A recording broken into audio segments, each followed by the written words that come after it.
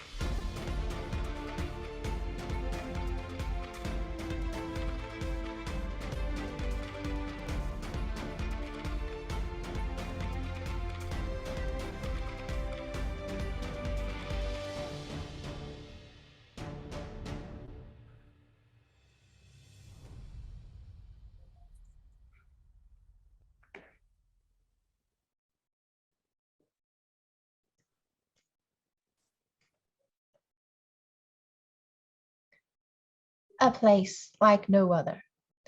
Before we continue with our presentations, I would like to let you know that the live chat in our YouTube video is open for your comments and questions throughout this webinar, and you can use it simply by logging into your YouTube account.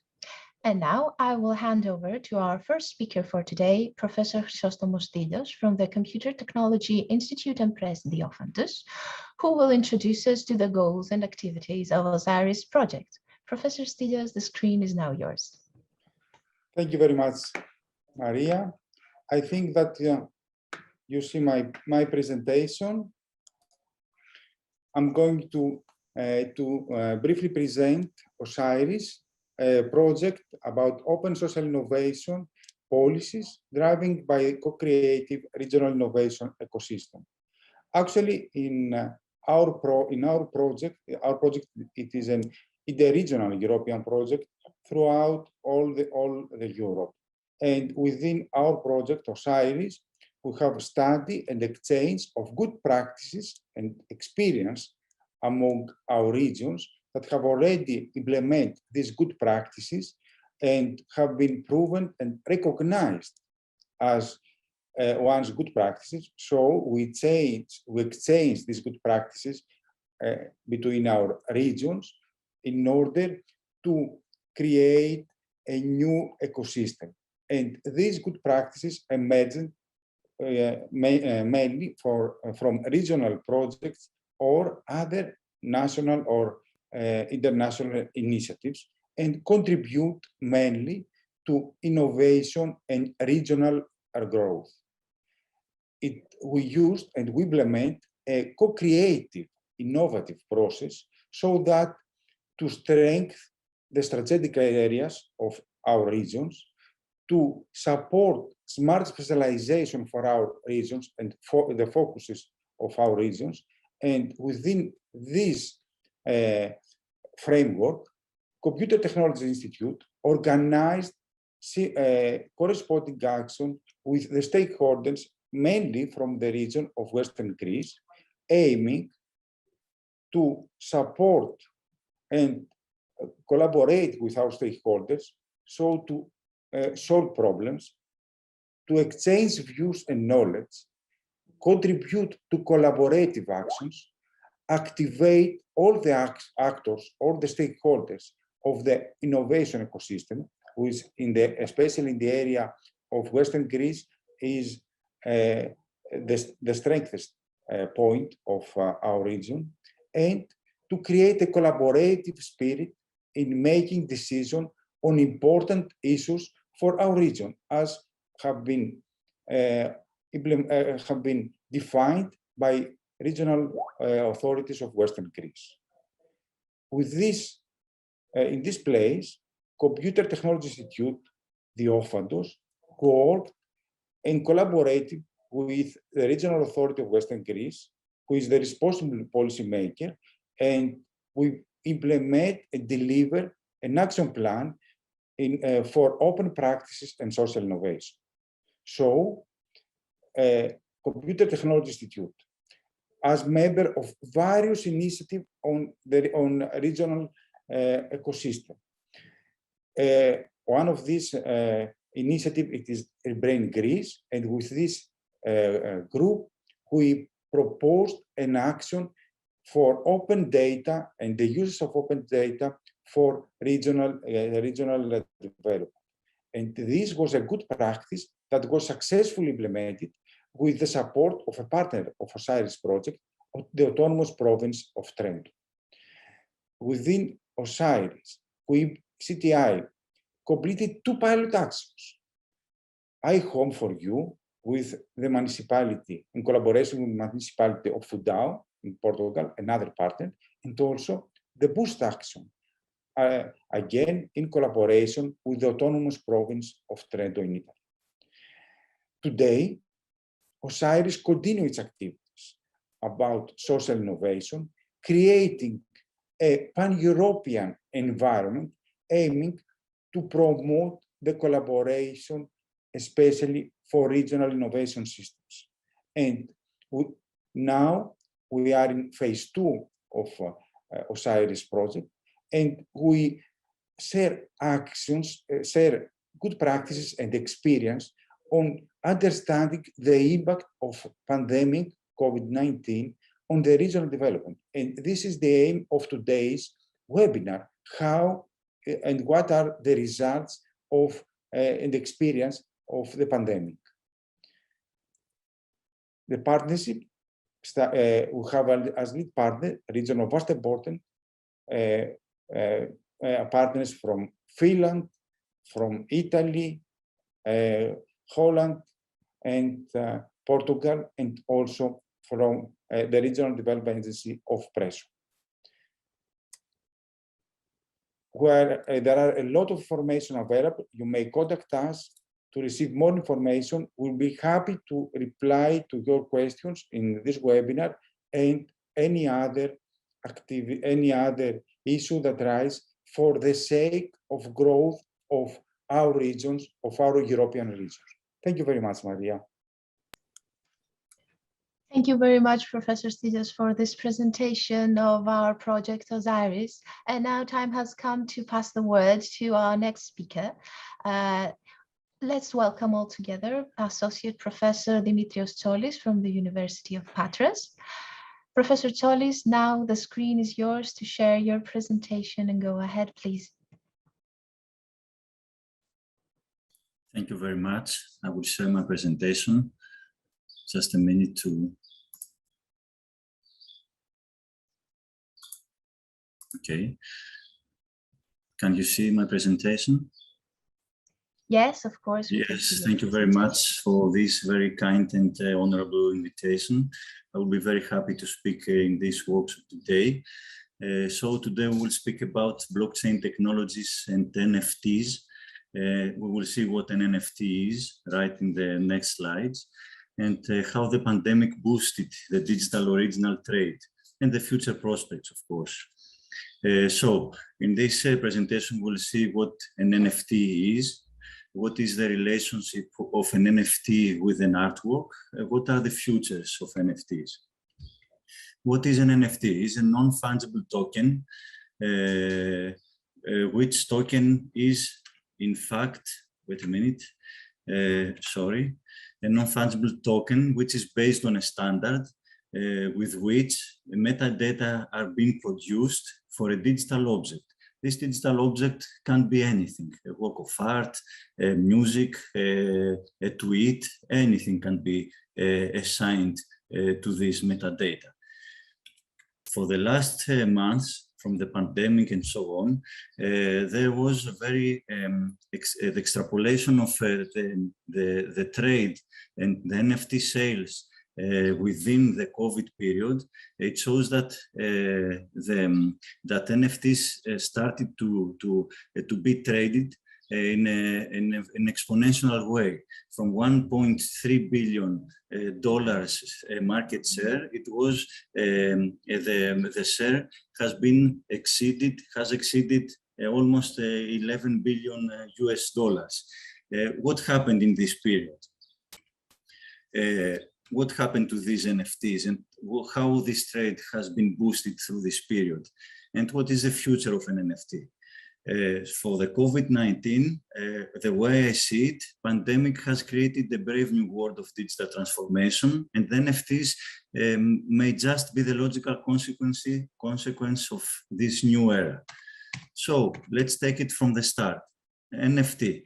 An NFT is a token which is based on a technological standard, which standard is very highly associated with blockchains. Is used to identify something. Unique identification in digital trade is very crucial, very critical, because if you own a digital object, the uniqueness of this object is strictly assigned and associated to, for example, a license of what you can do with this object. You can resell it. You can use it for your personal use. You can use it to your research. So the digital objects are already being on trade. Either these objects are for art, either for culture, for science, for amusement, anything. The NFTs came and they shocked a bit this market. How they did this?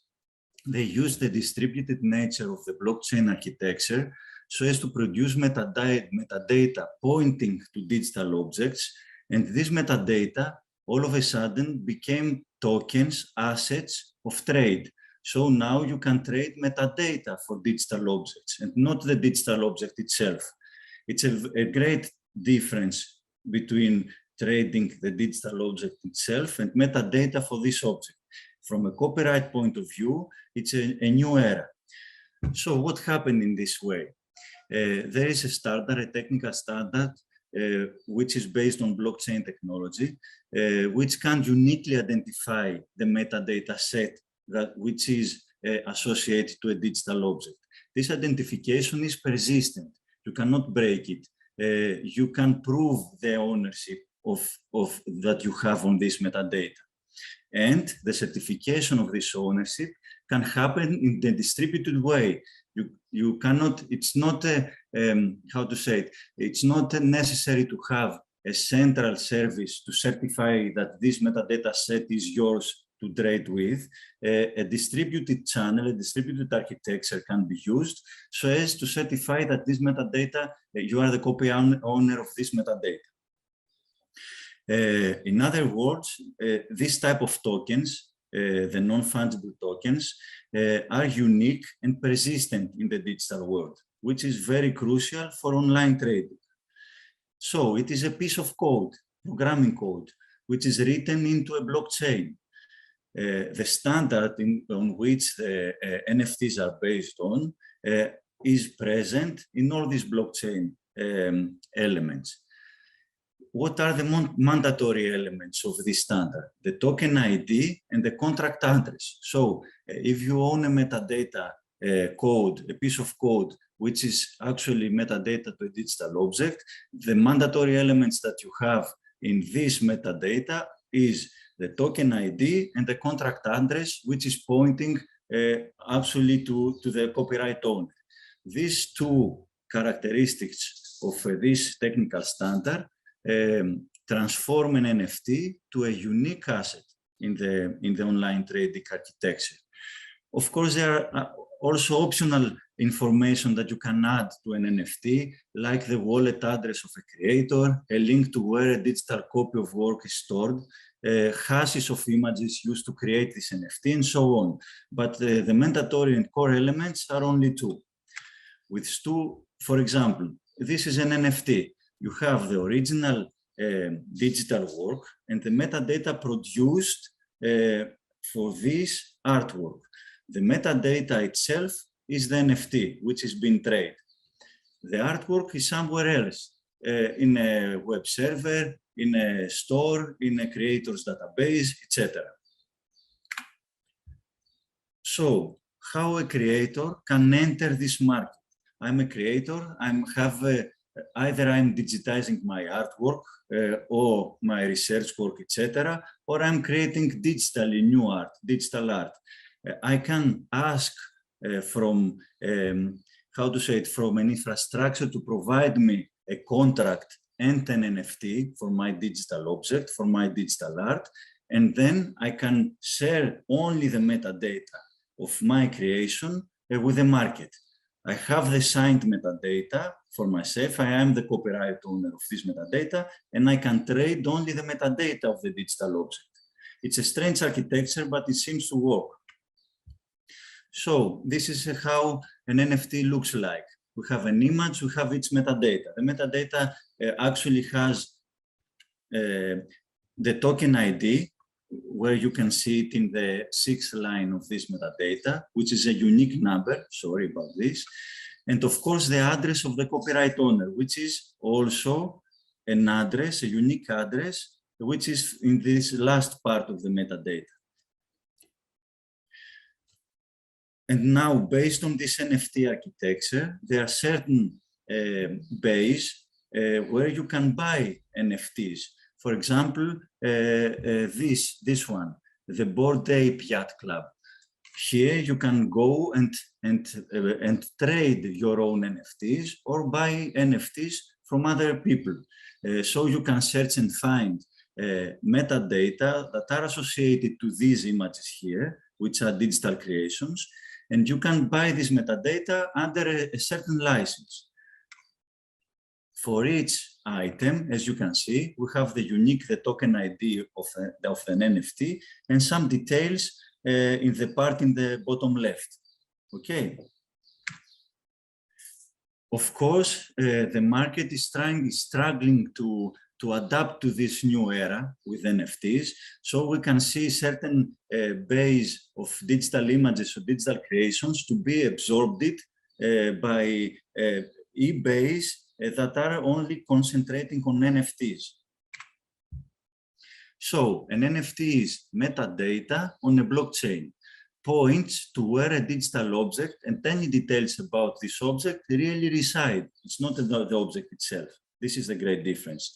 NFTs are not the objects that they point to, and they are not a guarantee that the metadata will always point and link to that digital object. So there are risks too, okay, with an NFTs.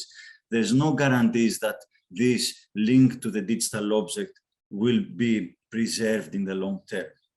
It depends from the kind of the marketplace that you have bought your NFT. For example, these are NFT examples. A tweet, a picture itself, and so on. JPEG files that have been sold as NFTs for $69 million. Some examples. The New York Times have sold the NFT of an old article for 350 Swiss marks, for example. Images from moment from the NBA are sold as NFTs for a great deal of money. This image of Homer Simpson has been recreated as an NFT metadata set and has been sold for $320,000. And many examples. You can find many examples because the NFT market has been boosted the last 2 years. So how to trade an NFT?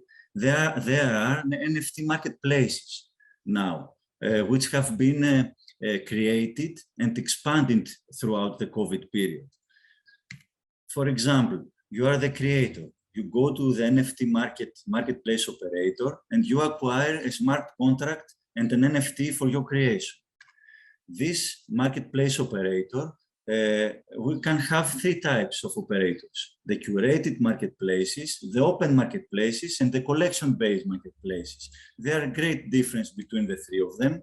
For example, the curated marketplaces are very well structured marketplaces with very strict licenses and contracts between the creators and the marketplaces, and the NFTs sold throughout, and these curated marketplaces are under restrictions from the copyright law.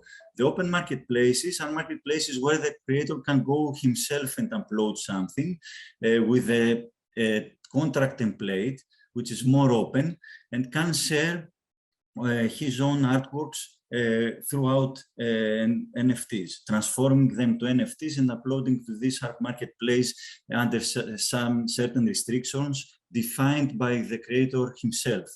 And of course, there are collection-based marketplaces like the NBA, for example, association that has collected very rare photographs and created NFTs through photographs and sells them through the e-commerce shop of the NBA association and so on. So focused collection-based marketplaces. Of course, you can see in the open marketplaces NFTs that come from curated and collection-based marketplaces many times. So what do you own when you buy an NFT? Now I'm a customer and I buy an NFT. What I do own, in fact? For example, I own this metadata. Can I commercially exploit the metadata of a drawing, an NFT? This is very depending on the marketplace that I have bought the NFT. From well-structured marketplaces, there are very strict terms of use of what an NFT can be used with and how. And the same goes with copyright enforcement. In open marketplaces, things are a bit more free, and you can actually buy an NFT and resell it, for example. What you actually own is a metadata set pointing to a digital artwork. now let's see a few things about the future of NFTs. So why do people buy NFTs, for example? And NFTs are actually an asset or just a programmable copyright, a metadata code or something? The third point is, are NFT going to be decentralized like the blockchain technology, or there is a tendency to centralize the NFT architecture? I will go through them quickly, and I will be very happy to ask any questions. So why people do buy NFTs? Because it's a trend for experimentation, to resell so as to gain money, as an investment, high risk investment, but as an investment. And of course, for bad reasons, many times, for laundering money, tax avoidance, and so on. So NFT market will go on and will be expanded as the estimations say from the market. Are NFTs individual entities and assets, or they are just programming code blocks? As the market sees them, it's an intermediate between real assets, artifacts, and digital copyrights. So we have already a digital copyright market with which digital objects, artifacts, films, etc., have been commercially exploited through the internet and through web services or mobile applications. NFTs came in the middle and produced codes pointing to these objects. So actually, as time passed by, NFTs became an asset and not a programmable copyright, not a digital copyright, something intangible. Now they are tangible in the copyright law. That's why there are contracts and licenses associated with NFTs. So at first the tendency was to be a digital object, a programmable copyright. Now it's a real asset with its own market. And the last point, it seems that the decentralized architecture of the blockchain is being transformed to a centralized architecture. That is that many important eBays selling and exploiting and transacting NFTs have been raised and created. And it seems that these great key focal points of NFT trade are now prevailing. So from a distributed architecture, now we have transformed to a centralized architecture again of trading. That was a very quick look about NFTs. It was an interesting entity that has been raised many years, not in this pandemic, but the pandemic boosted the NFT trade in a way. And that is my personal views about their future. Thank you very much. Thank you so very much, Professor Tzorlis, for this presentation. It was a great introduction for all of us to NFTs. And I would like to go ahead with our next presentation, since questions are going to be asked in the latest session of the webinar in the virtual roundtable. And of course, all of you can ask your questions in the YouTube chat. As I said, we are live. Yes. Let's move on now to our next speaker, which is Assistant Professor Vasya Yagu. And please, Professor Yagu, share your screen and go ahead with your presentation.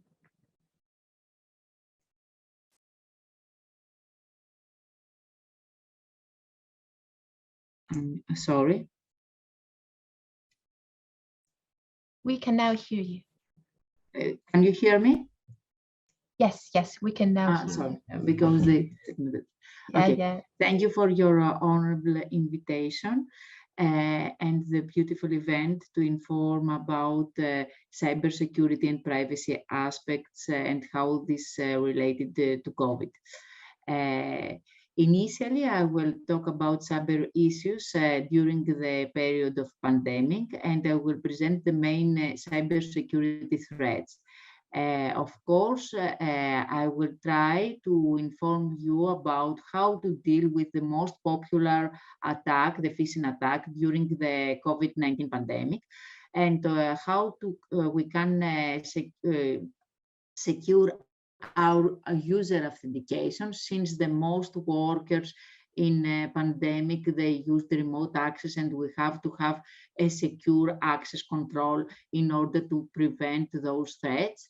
And finally, we will give some measures of how someone can protect his virtual assets against cyber attacks during the COVID-19 pandemic.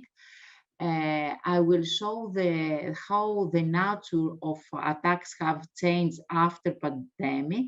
And of course, I will have some points in order to discuss the relation between COVID-19 and cybersecurity issues and privacy. Let's see that the COVID-19 pandemic dramatically raised cyber issues as known by several key statistics. For example, cyber attacks during the early months of COVID-19 pandemic increased. We had 30,000 cyber attacks between 13 December 2019 and 14 April 2020. Daily cybercrime complaints increased by 300 to 400%. From January to April 2020, we had 970,000 spam messages, 537 malware incidents, and 48,000 malicious uniform resource locators were rejected. The average ransomware payment amounts increased by 60% during the second lockdown. Google blocked 18 million COVID-19 related scams daily, and phishing attacks increased by 220% compared with the annual average. So, as we can see, cybersecurity threats have been on the rise with the COVID-19 pandemic, have a big impact. There were affected 5 main sectors: the public administration government, the digital service providers, the general public, healthcare and medical, and finance and banking. As you can see from the European Union agency, we have reported the incidents between April 2020 and July 2029. According to the same organization, the report, we have 76% of Europeans believe that they are facing an increasing risk of falling victim to cybercrime the same period. So, initially, during the pandemic, companies had to quickly adapt to new working conditions and thus opened new doors and more possibility for cyber criminals. We have 9 prime threat groups that we have faced during pandemic. Let me go down that in order to see my presentation. The first one is ransomware, where attackers encrypt an organization's data and require payment to restore access. Ransomware is considered the most worrying threat at the moment. The next threat is cryptojacking, when cyber criminals secretly use a victim's computing power to generate cryptocurrency. It has to come with the blockchain technology that the previous speaker introduced to you. Cryptojacking, it is not so harmful a threat. Then we have threats against data breaches and leaks. This threat is a result of other threats that have been occurred to a system. We have the malware. We know all software which triggers a process that affects a system. The next threat is disinformation, misinformation, the spread of misleading information. COVID-19 is a top topic for disinformation attack. The World Health Organization warned of an infodemic of online disinformation threat. We have non-malicious threat by human errors and misconfiguration. For example, if you have not updated your SQL manager in your database, maybe you will have an SQL injection threat. Threats against availability and integrity, those attacks are focusing on preventing users from accessing their information. We have email-related threats. These threats aim at manipulating people to fall victims to an email attack, and supply chain threats, where attacking, for example, a service provider in order to gain access to a customer's data. So initially, we have, I will show you how we can deal with the most popular attack and threat during the COVID-19 pandemic. Email phishing attacks have spiked due to coronavirus. As you can see, email phishing attacks have spiked over 600% since the end of February 2020 due to coronavirus pandemic. However, protecting ourselves against scams is very easy. Cyber criminals are taking advantage of the pandemic by using widespread awareness messages in order to trick users into revealing their personal information. The emails look authentic, but they are not. So, how to recognize phishing? The emails sent usually look identically to messages from a reputable organization, such as a medical or governmental institution, sound urgent and try to spread fear, claim to enclose important information or breaking news, and ask you to download something or to click to a specific URL. It is very easy to avoid getting hooked. But the first measure is the most important, and you have to take time to reflect on a request for your personal information. Do not open emails from people unfamiliar to you, and never click on suspicious attachment which you don't expect. Never supply any personal or financial information and password to anyone. Of course, in this list includes also the admin of your email account. We never send our personal information via email. We have to avoid emails that insist to act now. Phishing emails also try to create a sense of urgency. Look for wording terminology. Check for terms and language that is normally expected in type or of email you receive. Check the email address. One easy way to prevent phishing is to copy-paste the email address and try to see the organization, if it is valid, if it is the same that claims to be appeared, and so on. Check the link before you click. You have to copy manually the link and check if it is a link that it is trust. There are a lot of online trusted platforms to check URLs. Keep an eye out for spelling and grammar mistakes. Very often, phishing emails are produced automatically and includes various of spelling and grammar errors. So it is a hint if you find something like that, it is a phishing email. Be wary of third-party sources spreading information about COVID-19. Refer to the official websites for update on COVID-19. Fraudulent emails can look like they come from a real organization, but never a healthcare organization will send you an email in order to inform you that for a danger. Protect your device. Of course, you have to install anti-spam, anti-spyware, and antivirus software to your device, and visit websites by typing the domain name yourself. This is very important because there you can see if they're using HTTPS, the Secure Socket Layer Protocol. It is very important in order all the information to be encrypted when it is transmitted. Another measure that we have to take is to secure the access control system. In pandemic, the majority of workers worked remotely.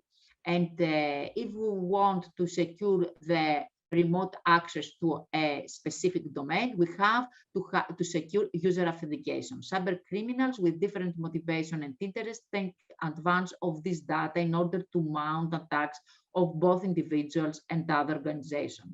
As passwords are still the main method to authenticate users to platform and systems, we have to improve the security of passwords. Let's see the risk to password. Today, password can be stolen in multiple ways. First of all, they can be stolen via social engineering attack. They are very popular, such as phishing credentials that I showed you previously, shoulder surfing, peeping behind the person who is typing the password. This is not so common via pandemic. Even retrieving handwritten passwords from post-it notes. The second way to steal a password is stealing using specialized software or physical keyloggers. Also, this attack requires physical presence that is not so common.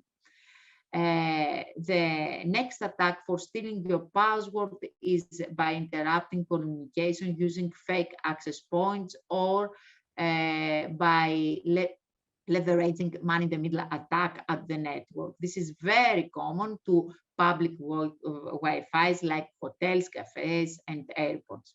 We have the brute force attack on password. If the password is not generated randomly, an offline dictionary attack can be applicable to every password. Retrieving password directly from data breaches using password spraying techniques. If the users do not have hard passwords, an attacker can find some popular combinations and test it via the password file.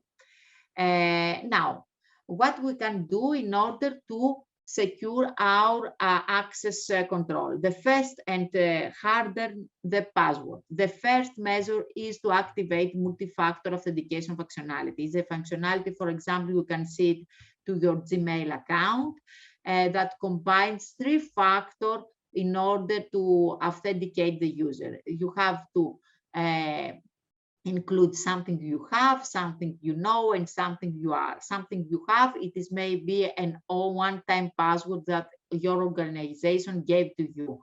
Something is the password that the user generates by own to his mobile phone, for example. And something you are is a biometrical input or something that characterizes you. Another measure is to not reuse password. Very often attackers found some password that are not encrypted to the RAM of your browser, and they try to see if those passwords can access to different providers.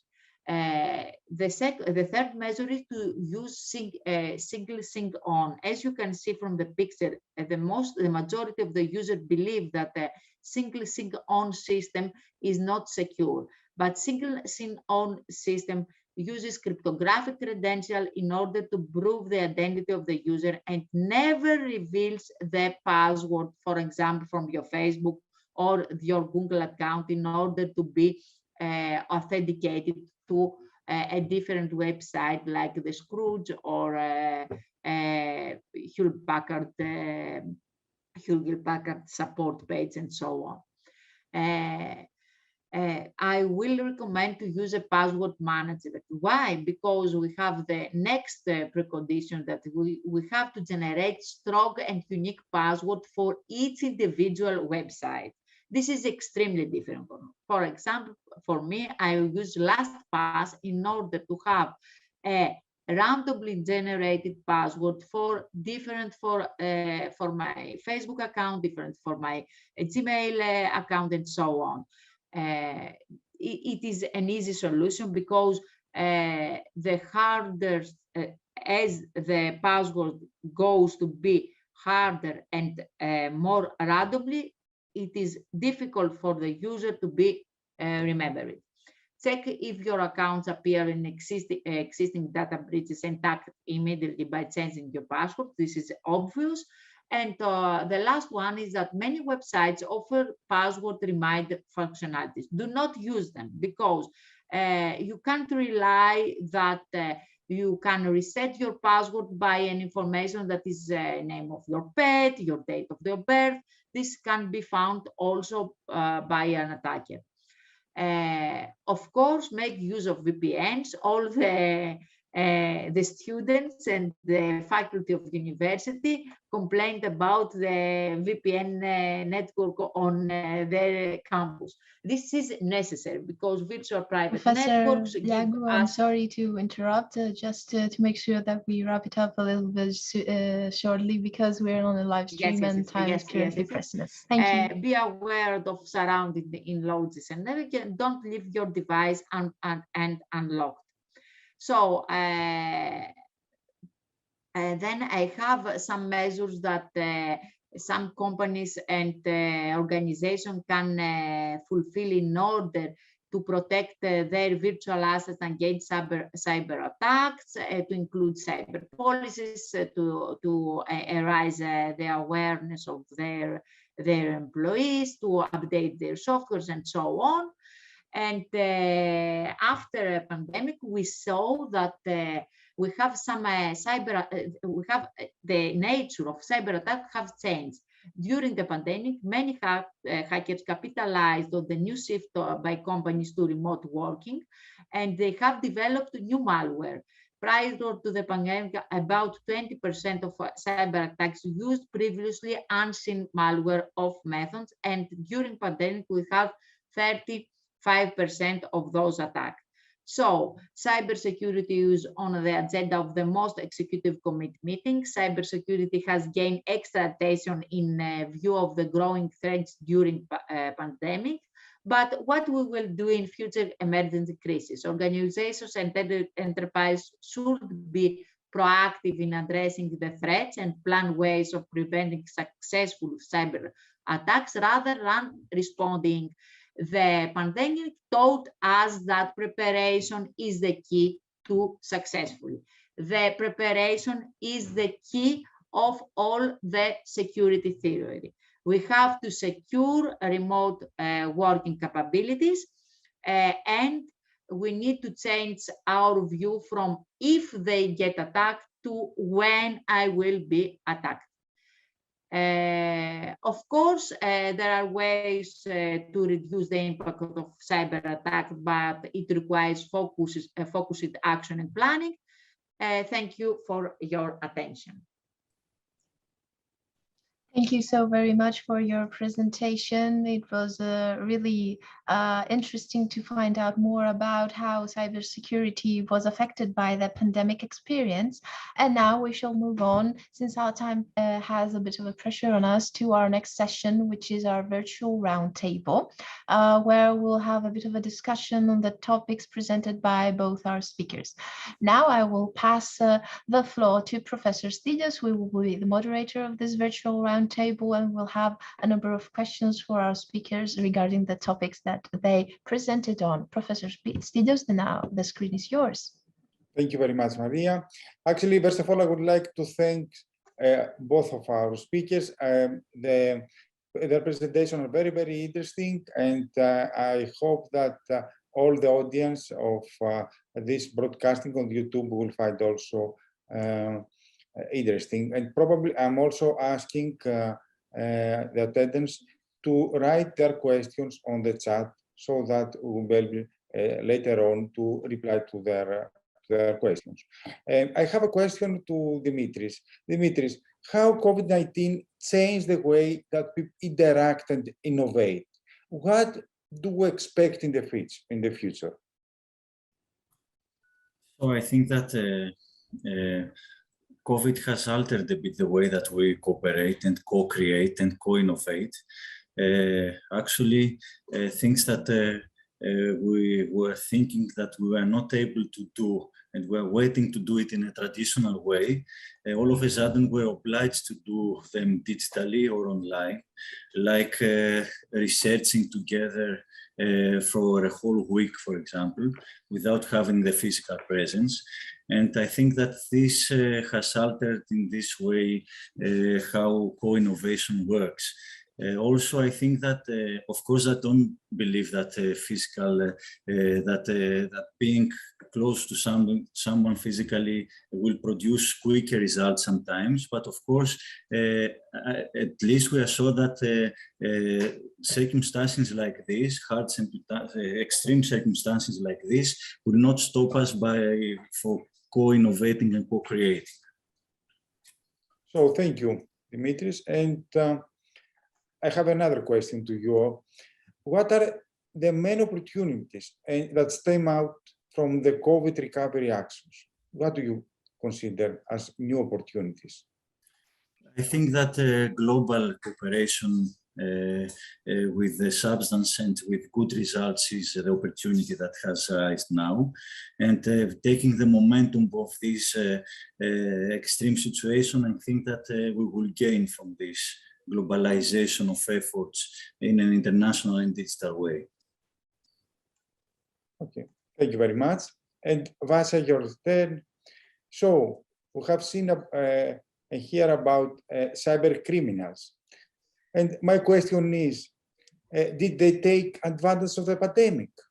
And how do you think that we have to prepare our organization, our enterprises, for building a safer, trustful electronic environment for the future emergency crisis, like the pandemic?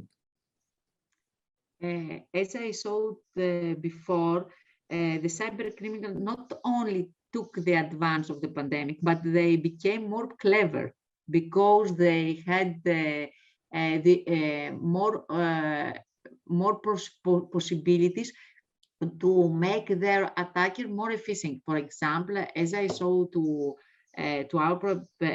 my presentation, we have artificial intelligence attacks that weren't so common before the pandemic, and via pandemic we had see some attacks that we never been shown before. This is occurred because during the pandemic, all the people, the workers, and the companies adapt their working condition to a different environment, and they have opened a lot of doors and more possibilities for cyber criminals. Of course, enterprises have to make their remote working practices resilient to cyber attacks in order to be prepared for a second crisis that will also make us to go remotely working again. It is very important. Cybersecurity is on the agenda, but the organization has to invest money and hire people in order to be prepared, to have a specific plan and in order to detect, respond, and recover their capabilities. Thank you. And the same question that I did to Dimitris. What are the opportunities that stem out from the COVID-19 recovery actions? The cybersecurity, of course, we have a lot of incidents of cyber threats, but cybersecurity owes very much to the COVID-19 pandemic, because all the people understand that they will be hacked, they will be attacked, and they have to do something about that. The security is in the agenda of the simpler user to the manager of a big enterprise. So the opportunities for cybersecurity is that nowadays we have to plan and rebuild and redeploy all of our systems in order to have a specific security plan and follow specific security policies and roles. This is the bigger opportunity for cybersecurity. So, thank you very much, both of you. I think that we present in this short webinar the most important issues regarding the technological methods that emerged during the COVID-19. Thank you very much. Maria, please take. Yes. Thank you. Thank you so very much to everyone. Thank you. Thank you so very much for this discussion as well. Just to sum it up a little bit, since we're now closing our webinar, are close to finalizing this today's event, I would like to thank very much Professor Stylias for introducing us to the objectives and activities of the OSIRIS project, and of course for the very interesting questions that gave food for thought for everyone participating here in the virtual roundtable. I would like also to thank Associate Professor Dimitrios Tsolis from the University of Patras for introducing us to the NFTs and letting us know more about such an innovative and state-of-the-art topic, especially in the context of the pandemic. And of course, I would like also to thank Assistant Professor Vasia Dagu from the University of Ioannina for letting us know so many things about cybersecurity during the COVID era. I found the statistics especially very interesting, and the fact that cybersecurity was quite an issue during the pandemic was not quite so, I hadn't found it yet so noted in the public and in the media. So it was very, very interesting. Thank you for that so very much. I would also like to thank all of you for participating in this webinar and for the very active conversation within our YouTube chat. We had various questions, very interesting on our presenters' speeches. And of course, our presenters will be here for some minutes after the finalization of the webinar to answer to your questions. So feel free to ask anything that you find interesting, and your comments are of course valuable to us. I would also like to note that this is the second in a series of webinars of OSIRIS project, and you can also find the video from the first webinar, which is available in our YouTube channel. It was organized in March by the Autonomous Province of Trento in Italy, and I think you will also find it interesting, since coping with the pandemic in terms of regional development is a topic that continues to occupy our minds within the OSIRIS team. So please do stay tuned to our communication channels for our next webinars that will take place later on. You will find more information about it both in our social media and our webpage. I would like to thank everyone for participating in this webinar, and see you all to our next webinar, our upcoming third. As I said, find more information about us on OSIRIS Interreg in our social media. Bye to everyone. Let's hope we will meet again in terms of regional development and open social innovation. Thank you very much. Thank you very much. Thank you.